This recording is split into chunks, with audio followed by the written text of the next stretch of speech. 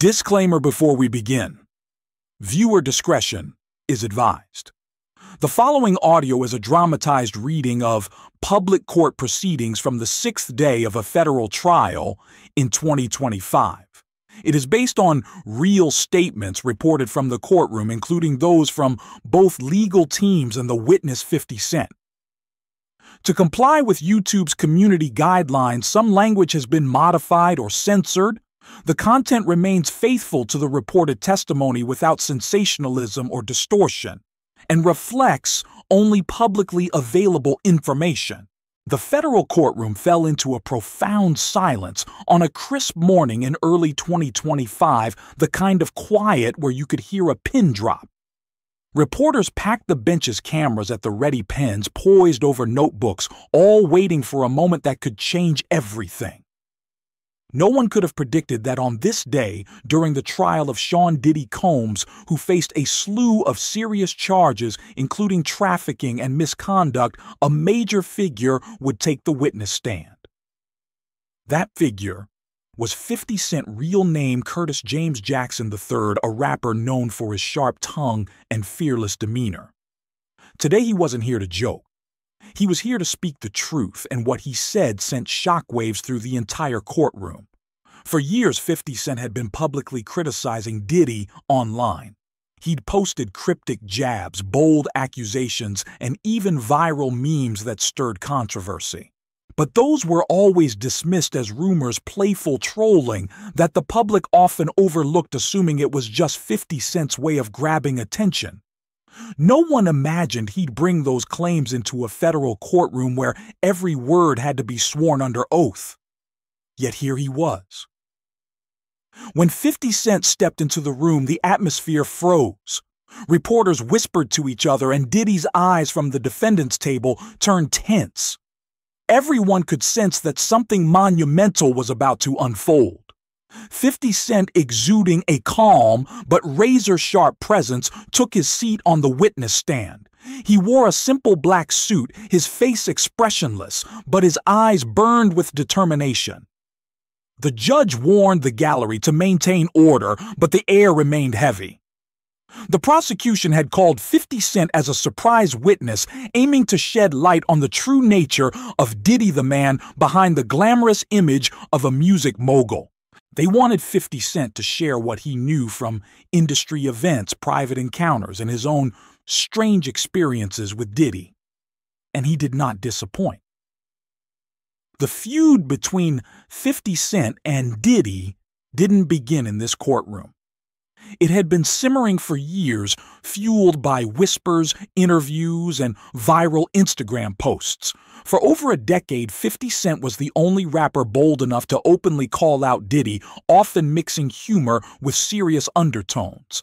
Back in 2014, he posted a meme online insinuating that Diddy and rapper Rick Ross shared a closer relationship than expected.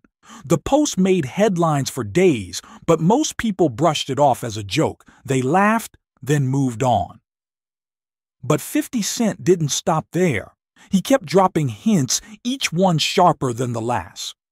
By 2018, during an interview on The Breakfast Club, 50 Cent shared a story that made listeners pause. He recounted a moment when Diddy invited him to go shopping together, even offering to pay for everything. I was like, "What's this?" 50 Cent recalled, his tone laced with suspicion. A grown man asking another grown man to go shopping with him and saying he'll pay for it. That just felt off to me. The story drew laughs from the studio audience, but beneath the humor, 50 Cent was sending a message. He wanted people to pay attention to Diddy's private life, which he felt was deeply unsettling. In the years that followed, 50 Cent's criticisms didn't let up. When lawsuits against Diddy began piling up in 2022, particularly after Cassie Ventura's case, his tone shifted. He was no longer joking. On Instagram, he reposted a headline about Cassie's lawsuit with a caption, "Told you." These fools been playing nasty games for years. This time the public started seeing 50 Cent differently. He wasn't just a provocateur anymore. He became someone who had been trying to warn everyone all along, and now those warnings were coming to life. In the courtroom today, 50 Cent was done with subtlety. He walked in with a clear purpose: to lay everything bare. The prosecution asked him to recount what he'd seen at industry events, private meetings, and the stories he'd heard from others. According to insiders, 50 Cent brought a list not just of incidents, but of names, artists, collaborators, and even victims affected by Diddy. That list began with a name many had already suspected: rapper Fabolous. 50 Cent described a moment he witnessed during a recording of the Drink Champs podcast. In that episode, Diddy repeatedly asked Fabolous why they had never partied together. "We ain't never really partied, huh?" Diddy said, flashing a cryptic smile. But Fabolous only gave an awkward laugh, his eyes darting away, clearly uncomfortable. 50 Cent, who was present at the taping, noticed something unusual. "I saw Fab shrink in his chair when Diddy started pressing him," he testified. "That wasn't a joke. That was fear, real fear." He went on to recount another incident at a private industry event, a closed-door party both he and Fabolous attended. There, Diddy allegedly made an inappropriate advance toward Fabolous. "I remember Fab telling someone, 'Man, I just want to go home.' But Diddy wouldn't let him leave," 50 Cent said.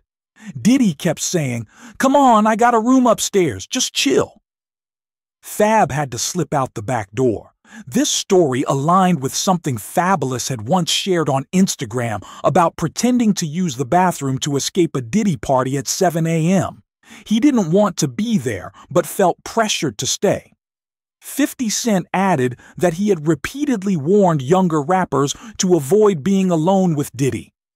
"I told them, don't take gifts, don't go to his house, and never agree to a party after the party.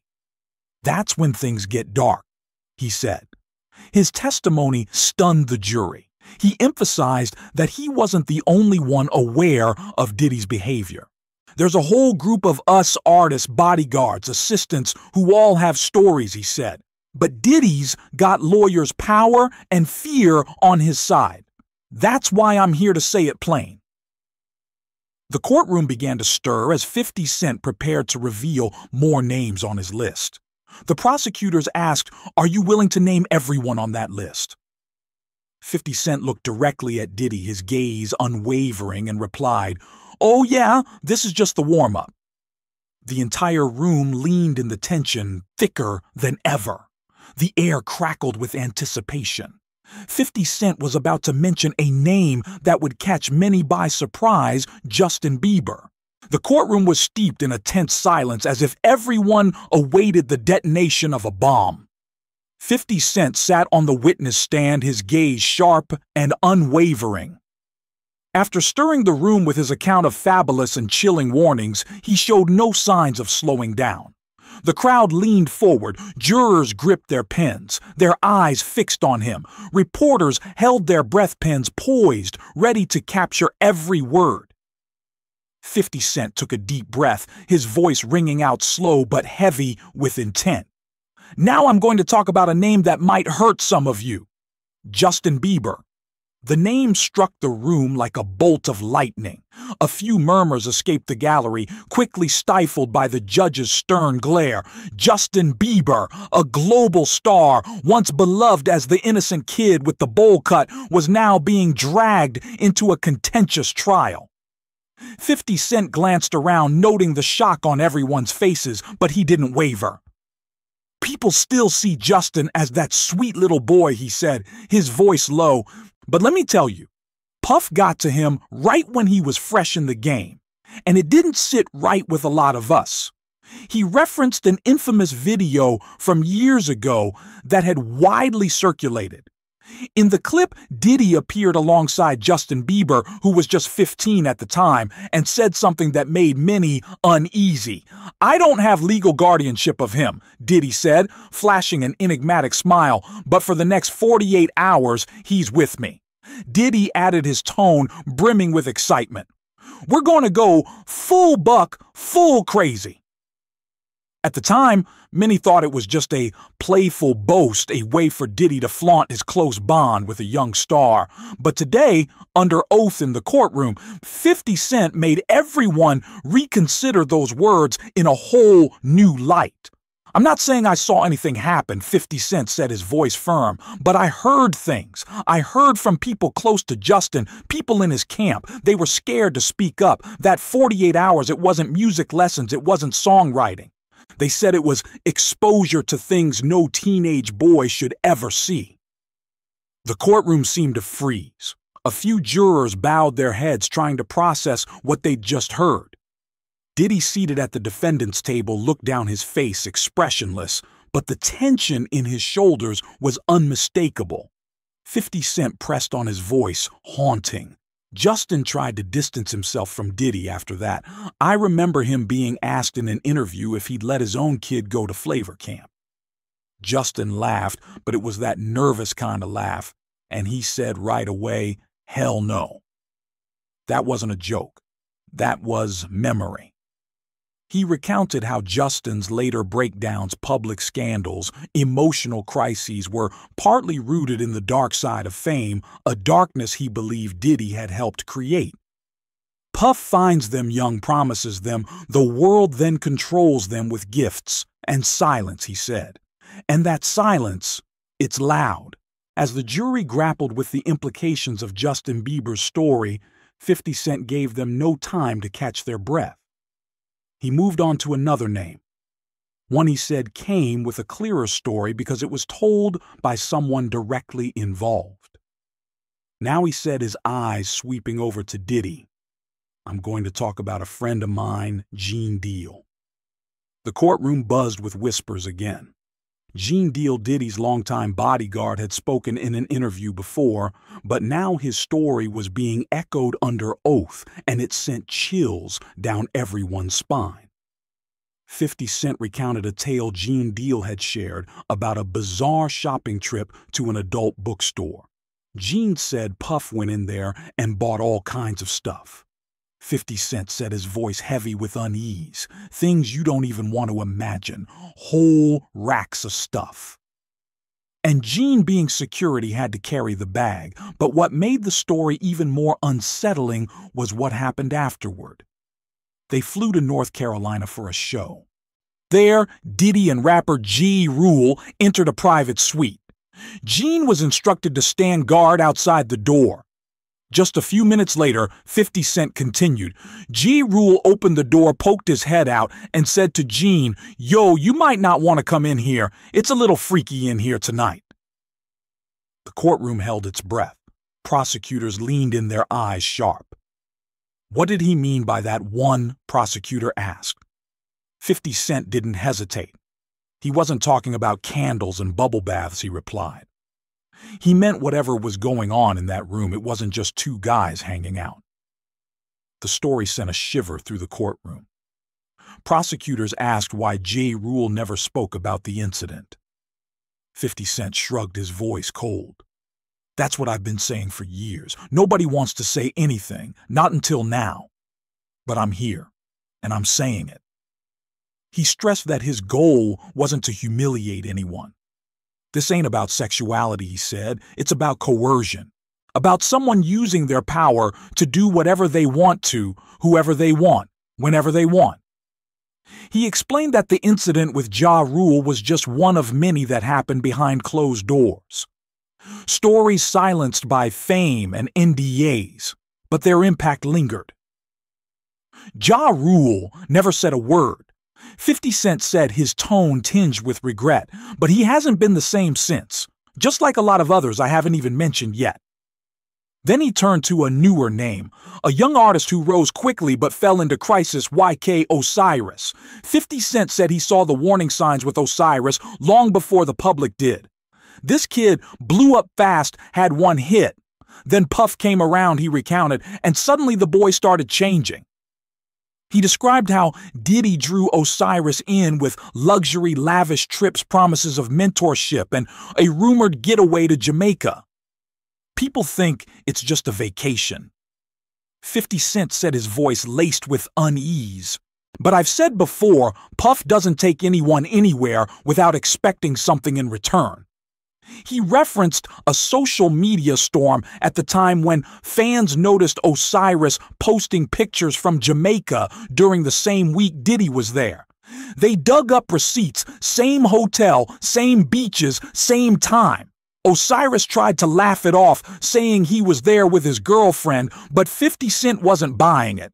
"That didn't add up," he said. "Those of us who've been in this game long enough, we know that ain't normal." Then he brought up another striking moment, an Instagram live session by Osiris. During that live stream, Osiris broke down in tears, ranting about feeling alone in the industry, hinting that no one knew what really happened behind the scenes. 50 Cent said he presented that video to the court. That boy was falling apart, he recounted, his voice low with sorrow, and nobody helped him. That's what happens when Puff discards you. He tied Osiris's emotional collapse to a pattern Diddy often used. He finds young talent, love bombs them with attention trips, gifts 50 Cent explained. Then something shifts. They start breaking down, and Puff walks away clean. Prosecutors asked if Osiris ever made specific accusations. Not directly, 50 Cent admitted, but the signs were there. That breakdown, that's what people do when they're trapped in something they can't explain. The courtroom was cloaked in a heavy silence, as if no one dared to breathe too loudly. 50 Cent stood on the witness stand, his piercing gaze sweeping across every face in the room. After dropping shocking revelations about young artists affected by Diddy, he showed no signs of stopping. The jurors sat still, clutching their pens, their eyes locked on him. Reporters paused, their writing hands trembling, feeling the weight of every word he spoke. Diddy from the defendant's table kept his head bowed, but the tension on his face was impossible to hide. 50 Cent took a deep breath, his voice cutting through the air, not loud but sharp enough to make the room shudder. "Now I'm going to talk about two names you might think have nothing to do with this Fabolous and Kevin Hart."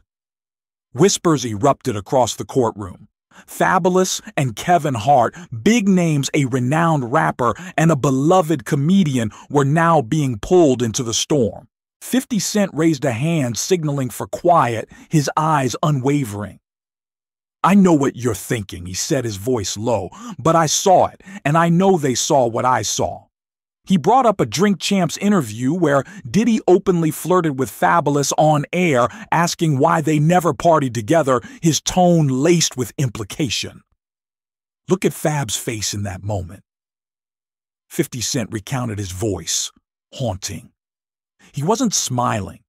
He wasn't joking. He looked like he was being reminded of something awful. Then he shifted to a moment involving Kevin Hart, a live stream Kevin had once done. 50 Cent said both Kevin and Fabolous had been placed in environments they didn't sign up for. Puff always throws the wildest parties, he said. But he doesn't let you bring your security. Why do you think that is? He described stories of secret rooms, confiscated phones, forced NDAs, and strange party rituals involving substances, blindfolds, and things guests only whispered about later. Puff gets people to do things they'd never do in daylight. 50 Cent said, his voice icy. And once you've been to one of those parties, he owns you. He explained that Kevin Hart and Fabolous were just two examples of men who tried to laugh off the situation to mask the truth. "You ever seen a man laugh while dying inside?" he asked, his gaze piercing the jury. "Watch those clips again." It's not always about what happened. Sometimes it's about what you were pressured into, what you were made to feel like you owed. His words cut like a knife, slicing through every layer of pretense. The jury didn't need more convincing. Those videos were public and now under oath. The meaning behind those nervous laughs was laid bare. As the courtroom struggled to digest what they'd heard, 50 Cent did something that stunned everyone. He pulled a folded piece of paper from his jacket, holding it up like a symbol of truth. This, he said, his voice ringing with authority, is the list. The one people said didn't exist. The room held its breath. He unfolded the paper, reading the names slowly: Justin Bieber, Ja Rule, Bow Wow, Trey Songz, Kevin Hart, Fabulous, and more. There are others I won't name, he said, his voice dropping, because they're not ready yet, but they will be. The courtroom reeled. These weren't minor names. They were cultural icons, artists whose careers had been shaped by fame, power, and silence. 50 Cent looked directly at Diddy, his eyes unflinching. Puff didn't do this alone, he said. He had a whole system, people who looked the other way, who helped him cover it up, who cleaned up his messes. He explained that the silence wasn't just fear, it was protection. They all signed NDAs, he said. They were told they'd never work again if they spoke, and some of them believed it. He revealed that his list included not just victims, but accomplices, people who helped Diddy recruit, who benefited from the system. But I won't name them, he said, his tone cold. Not today. Prosecutors asked why he chose to testify despite the risks. 50 Cent answered, his voice raw with sincerity. Because I've seen too many people fall apart, too many breakdowns. I've got kids, and I'm not letting this man do it to the next generation. He closed his testimony with a powerful statement. This trial isn't just about one video, he said, his gaze sweeping the jury. It's not just about Cassie, not just about money. It's about the power this man used to break people, to ruin people. And I'm not staying quiet anymore. The courtroom fell silent. No one clapped, no one spoke, but the air crackled with energy. 50 Cent hadn't just testified, he'd opened a door that couldn't be closed. As the session ended that day, it wasn't just Diddy who looked shaken. The entire entertainment industry seemed to tremble. Headlines exploded across media outlets. 50 Cent names in Diddy trial scandal expands. Is hip-hop's power structure crumbling? But the real fallout began behind the scenes. PR teams went into overdrive, scrambling to control the damage. Lawyers rushed to draft cease and desist letters demanding the spread of information stop. Celebrities who had once posted vacation photos with Diddy went silent. They wiped their social media feeds, disabled comments, and some deleted entire accounts overnight. Sources close to the courtroom revealed that several high-profile figures mentioned in 50 Cent's testimony were deeply worried. They feared being subpoenaed next. They're lawyering up, one insider said. This thing's about to get a lot bigger. In Hollywood, whispers grew louder. Agents began distancing their clients from any association with Diddy. Endorsement deals were quietly paused. Studios and streaming services started reevaluating partnerships with bad boy-affiliated artists. Even Kevin Hart, who had once laughed off Diddy's antics on live TV, canceled 2 appearances the following week, citing family time. Meanwhile, fans flooded online forums, digging up old interviews, cryptic quotes, and long-forgotten posts. Every Drink Champs episode, every Instagram Live, every awkward red carpet moment was now being reanalyzed under a harsh, new light. This is the Chang Me Too moment for male artists, one Twitter user posted, and it's just starting. Most chilling were the revelations about NDAs. Multiple former bad boy artists privately confirmed to investigative reporters that they had signed contracts barring them from speaking negatively about Sean Combs, his family, his business partners, or his events. One clause reportedly prohibited disclosing unusual behavior witnessed at gatherings. But 50 Cent didn't care about those agreements. The morning after his testimony, he posted on Instagram sharing a photo of himself in front of the courthouse. They tried to cancel me, before he wrote. I dare him to try again. Y'all not gonna shut me up while these people suffer? He added a simple caption loaded with promise. More names coming soon. The world seemed to pause. The silence was over, and for the first time, the machine protecting the untouchables appeared to be cracking.